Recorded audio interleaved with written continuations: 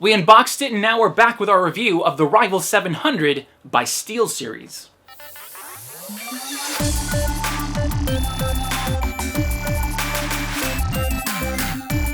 Welcome to It Came From a Box, I'm Sergio AM, and for the last month I've been testing out the Rival 700 as my main mouse. I played a lot of CSGO, Dota 2, and all types of other games with it, and tested all those major features. But most importantly, after reading the comments you've all left on our unboxing video, I've taken a very close look into both the OLED screen and tactile feedback to see whether or not they're viable features or just gimmicks. So here we go. Quick recap of what comes in this box. First up, we of course have the Rival 700 mouse. If this didn't come in your box, I'd highly suggest reaching out to whoever you bought it from as soon as possible. Next up, we have a short PVC cable, then a long braided cable, and finally a quick start guide, which is the definition of quick because it's just 4 pages. And although it looks lengthy, it's not. It's just 4 pages and it repeats over and over in multiple languages. So, yeah. This little guy right here, the Rival 700, is compatible with both Windows and Mac. Now, it's highly suggested that you also download their software, the SteelSeries Engine 3, which is compatible with Windows 7 or newer, and for Mac, OS X 10.8 or newer. And as for myself, I'll be testing it all out on Windows 10. Dimensions and weight. The Rival 700 has a length of 4.92 inches with a width of 2.70 inches and a height of 1.65 inches. As for weight, it comes in at 0.3 pounds. As for the cables, the short PVC one is 3.28 feet and the long braided cable is 6.5 feet. In order to get the most out of the Rival 700, you're going to need their software, which is the SteelSeries Engine 3. Overall, it's pretty good, but I'm not the biggest fan as to how they've separated the mouse settings into 2 menus. On the left here, you have My Gear, where you can find all your connected devices. And in there, I can change the sensitivity, bindings, macros, profiles, all that good stuff and more. But to access GameSense options, which is how the illumination, tactile feedback, and screen work with specific games, you need to go to the, you guessed it, GameSense tab back in this other window. I don't understand why we can't get all of this in one single window divided into tabs within every device, because that way it's just, a little simpler. So let's go back to My Gear and then to the Rival 700. Here we have all those things I mentioned. Onboard profiles, so they're with you all the time, even on computers where you don't have the software installed. You can then drag those into configurations below to edit them and assign them to applications so that specific profiles can auto-launch with them. Then here on Actions, you can bind any and every button on the Rival 700 to do a number of things, and below that we have the macro editor where you record and save them to access on your binds. Next to that, we also have a very handy way of assigning those actions by using the visual of the mouse with 2 views. And you can just go in and edit whatever you'd like. The lighting for the mouse wheel, as well as the logo, can be changed here, and to the left where it says OLED, you can assign an image or animated GIF, but we'll talk more about those 2 things later. Moving on to the right, we have 2 sensitivity settings which are triggered using the CPI toggle that's set by default on this button below the mouse wheel. Below that, we have the acceleration and deceleration settings, which I never use, but there's a lot you can play with down there. And finally, using the switch at the bottom, you can live preview everything, but if you don't like that, you can just switch it off. Not only does this mouse look good, but it's simply a joy to use. It feels so natural in hand, and I love the different materials used throughout. Big handers, you're gonna feel right at home here, but little handers, you'll be fine as well, as my wife has very itty-bitty hands and uses this mouse like a pro. Clearly, this is a right-handed mouse, so sorry about that, lefties. I always feel for you guys. So this shape works really well for all types of grip styles, be it the claw, palm, or fingertip. Now, these side grips on both the left and right are very satisfying. Throughout, we have these little circles that are extruded just enough so that they don't tear from use, but still help maintain your grip. The left side covers your thumb really well, and on the right, it's large enough so it not only rests your pinky, but your ring finger as well. And in case you were wondering, as I was, those little orange bumps on the left side are similar to what you have on your keyboard's F and J keys. They help you correctly position your thumb so you know you're directly above the side buttons right up here. So, nice little detail there. All these buttons have a very nice matte plastic which feels good on the tips of your fingers, and the backplate that comes with it has this cool triangular pattern on it, and it's very smooth, but when you place your hand on it, you'll notice that it's not slippery in any way whatsoever. The Rival 700 comes with an optical Pixar 3360 sensor, which is a personal favorite, but if you're into laser, they also sell the Pixar 9800. So yes, that means you can swap out the sensor by just removing these 4 screws. The Pixar 3360 has a CPI range of 100 to an almost impossible to use 16,000. I'm no good with it that high, but regardless of whether you like it that way or very, very low, it's extremely precise nonetheless, with one-to-one tracking accuracy that adds a lot to the experience when you play intense games. Now, it has a polling rate of 1 millisecond at 1000 Hz, but you can lower it all the way to 125 Hz if you're into that kind of thing. Some mice out there actually malfunction at 1000 Hz when you swipe too fast, but the Rival 700 never did. It was very flawless throughout all my testing. So in CSGO, for example, my muscle memory adjusted really quickly to my CPI settings, which helped with more accurate flick shots. Also, the liftoff distance can be adjusted as well via the OLED display. My current favorite being the default of 2mm, but you can also try 3mm, or, you can just turn it off, of course. Now, I'm not going to really talk about acceleration because by default it's set to 0, which is how I like it, but you can mess with those settings via the software, which is very detailed so you can get exactly what you want from it. So throughout my settings with this sensor, I did not have a single issue with it. No random jumps or flicks, it never acted weird, and to keep it simple, it's a great sensor, very accurate and precise, with a ton of settings. So if you're an average user or a sensor aficionado, I can't say that word, I can't. There's something to like here. In total, we have 7 buttons here. They're not tiny and crammed in, but actually a very good size, which makes them comfortable to use. And all these switches are rated at 30 million clicks. Let's go through them. The mouse wheel works very smoothly with silent and soft clicks in between each step. Sadly, it's not a tilting scroll wheel, which means no horizontal scrolling or those extra buttons you'd have there. As for grip, we have a very, very soft rubber that almost grabs at your finger when using it. If you look closely, you'll see these indents throughout, which I wish were extruded instead because these allow dirt and dust and other little things to get stuck in it, and when it spins down, it'll probably get crammed in there, which sucks, and I just don't like having to clean that. The middle click is fairly easy to access, but not enough so that it goes off accidentally. Directly below the mouse wheel, we have this additional button, which by default is used to toggle between 2 sensitivity settings, and if you hold it down, you can access the CPI for your OLED screen. But you can also bind it to whatever you'd like. Boop. As for the left and right buttons, maybe it's just me, but it feels good to use a mouse that has separate pieces of plastic for them. Anywhere throughout, you can click, and it just works. They're reinforced and feel a bit springy, but they don't have enough resistance that it causes a problem. The travel distance to get to that actuation point is very minimal, and they reset right away very quickly with a small amount of bounce to it. Very responsive buttons, love these. On the left side, we have our side buttons, which are forward and back. They're very big, which makes them easy to use, but they're high enough so that you don't accidentally press them.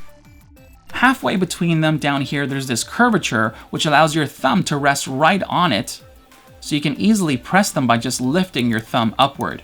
In between, we also have enough space so you can feel around and tell which button you're on. Same as with the left and right buttons, these are also springy, but click in very well.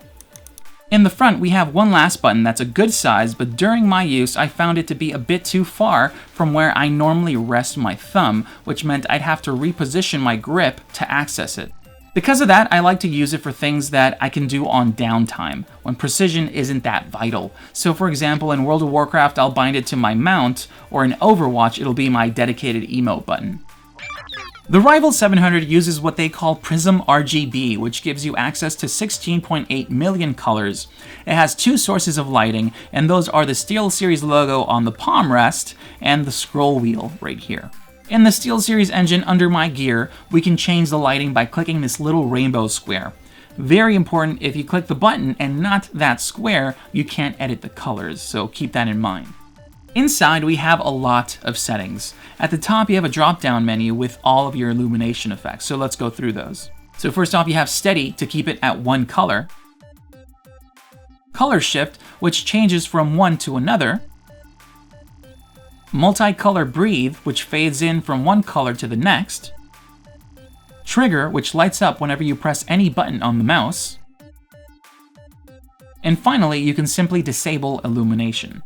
As you probably noticed, within each of those settings, you can change the speed, they store history and presets, and of course, you have a very nice color picker. When using it, you won't really see that much lighting, and that's for two reasons. First, the logo gets covered up by your hand when using it, and that's just a huge shame because the lighting looks really good through that logo. It's so big. Second, the LED on the mouse wheel is just way too low, and when using the mouse, I can barely ever see it. I mean, look at that, it's just a small little bit of lighting right there. I wish they trimmed down the rubber on the mouse wheel a bit thinner and lifted it up more to expose more of that lighting. The other settings we have are under the GameSense tab. Then we go to Illumination. This is where things get fun. Here you can add game events and then tweak the effects, so let's try out for Counter-Strike. So yeah, works perfect. As soon as I hit 25% ammo, it just goes off. If you saw this mouse, there's a chance you saw images or GIFs loaded up on that screen, and yes, they do that.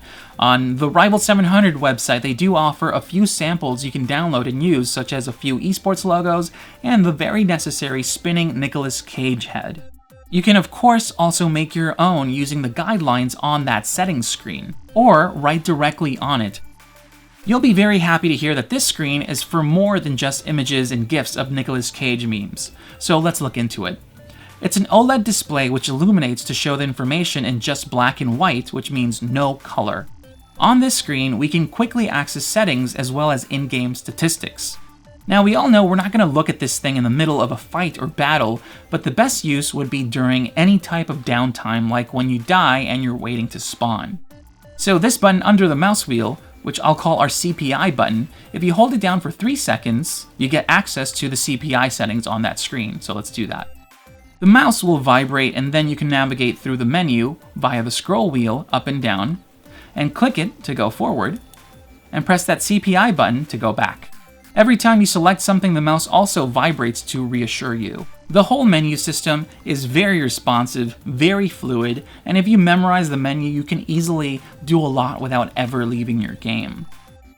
When I first saw all those animated GIFs on this screen, I thought it was just a gimmick. But after utilizing that menu, that's all changed. This menu sold me on that OLED screen. On the fly, quick information whenever you need it. So, is it necessary? Of course not. But does it serve a purpose? 100% yes. It's a very useful feature, and it doesn't hinder the performance of the mouse in any way. And if you don't want to, you don't have to use it. Now, let's check out the GameSense settings. Let's set up a new event for CSGO so you can see how it works.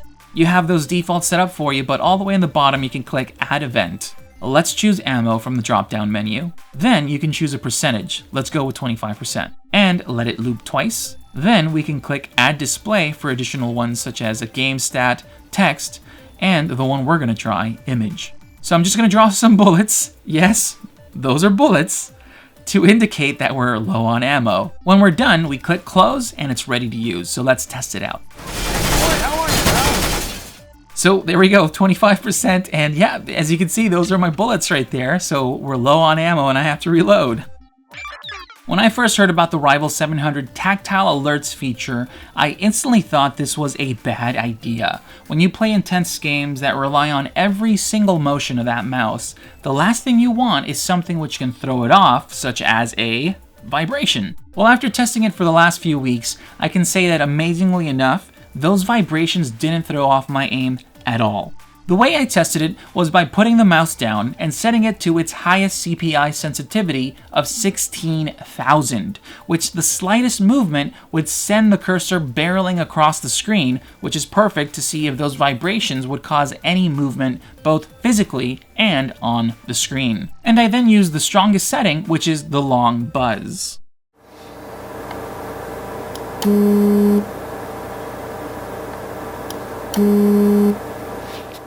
You can hear the vibration, but the cursor stays in place, doesn't even budge, and the same for the mouse itself. And do keep in mind that when you're using it, you'll also have the weight of your hand to keep it from moving that much more as well. That's a huge achievement because I know a lot of you out there probably wrote this mouse off right away due to that feature alone, but I'm here to say that you can put those fears to rest.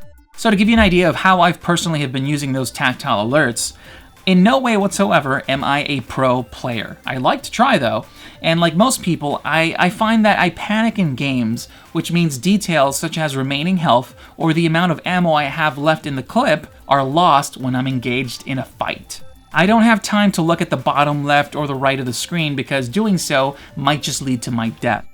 Well, with the Rival 700's tactile alerts, I can set it to vibrate when I'm below 50% health or ammo. So without looking anywhere, I'll know that I need to look for cover and back away from the fight. That gives you a huge advantage. With every event, it instantly triggers the vibration setting. There's no lag, no delay, just right then and there. And keep in mind that there's a lot more you can do with it. The tactile alerts blew me away. It honestly has changed the way I play games, and it's helped a lot. It's almost like having a coach next to you who's warning you to get back and get some cover and reload, or hey, you're about to die. The Rival 700 feels a lot like a gaming PC in the sense that it's very modular and you can swap out parts. Almost everything is removable. The cable, the backplate, the nameplate, the sensor, which is the big thing here, and I love it. They sell two swappable covers for the backplate, one that's glossy and one that's textured, but I'm a very big fan of the one that comes with it. And they also sell a laser sensor module if you prefer that over the 3360.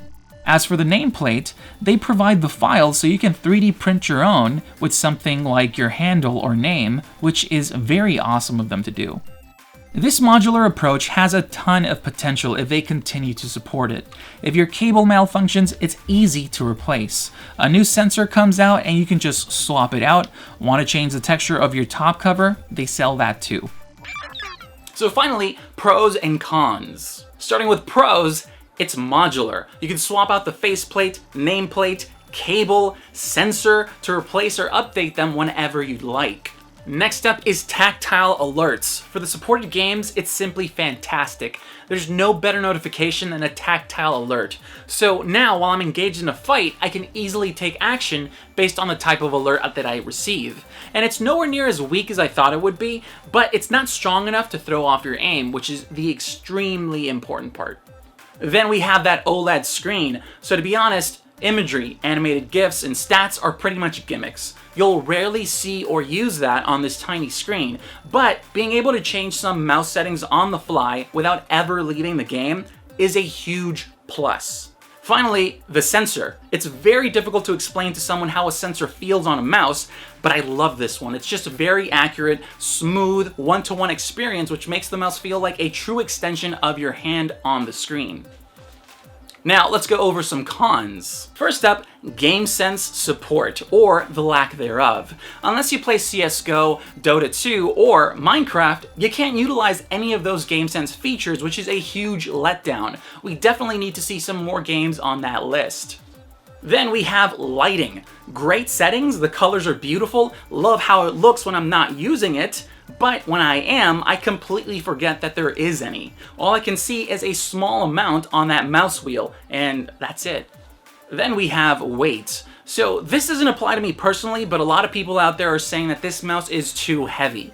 I'll leave that up to you because throughout my entire month of testing, not once did I think, this is just too heavy, I can't use this. If anything, I wish it was actually slightly heavier. Now for the last one, this isn't about the mouse physically, but it's the SteelSeries Engine 3 software. It feels a bit messy, some screens tend to load slowly, and I just love to see some improvements on the UI there. Now, if you were on the fence about the Rival 700, it may be time to pull the trigger because this is a top-of-the-line mouse. Definitely on my top 5, but would like to see some more supported games on that list for GameSense. Fingers crossed.